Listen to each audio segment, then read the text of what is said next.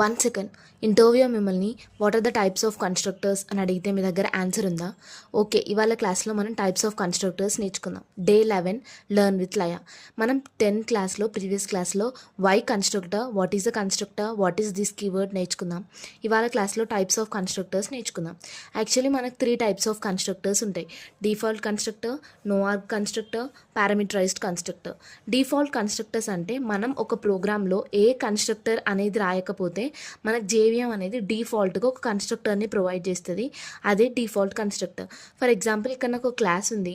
Class లోపల name అనే variable ఉంది. నేను మెయిన్ మెథడ్ లోపల ఈ క్లాస్కి ఆబ్జెక్ట్ క్రియేట్ చేసి s1.name అన్నాను. నేను ఇక్కడ ఎలాంటి నేమ్కి వాల్యూ అనేది ఇవ్వలేదు. నాకు అవుట్పుట్ అనేది ఏమొస్తుంది? నల్ వస్తుంది. ఈ నల్ అనే వాల్యూ ఎట్లా వస్తుంది? ఎవరు ఇస్తున్నారు అంటే జేవిఎం అనేది ఇంటర్నల్గా ఒక డిఫాల్ట్ కన్స్ట్రక్టర్ క్రియేట్ చేసి దీనికి మనకు డిఫాల్ట్గా నల్ అనే ఒక వాల్యూ ఇస్తుంది.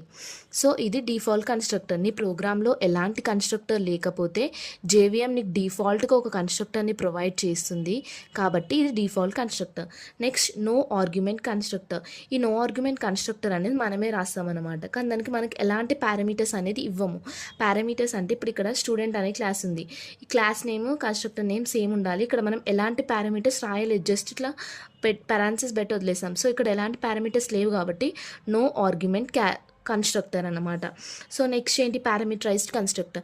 పారామీటరైజ్డ్ కన్స్ట్రక్టర్ అంటే మనం ఇందులో పారామీటర్స్ అనేది ఇస్తాం. ఇక్కడ ఒక క్లాస్ ఉంది, నేమ్ ఉంది.